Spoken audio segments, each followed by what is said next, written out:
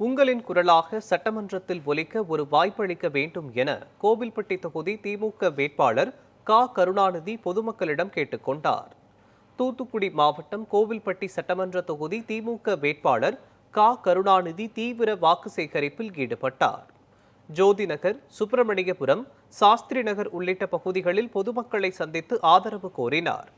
அப்போது பேசிய அவர், மாணவர்களுக்கான காலை உணவு திட்டத்தின் விரிவாக்கம், மகளிர் உரிமை தொகை 2000 உயர்த்துதல் உள்ளிட்ட திட்டங்களை எடுத்து கூறினார்.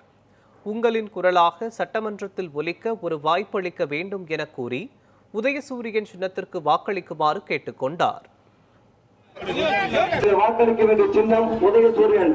8000 நமது மண்ணில் நீங்கள் கூப்பிட்டு பெறுவது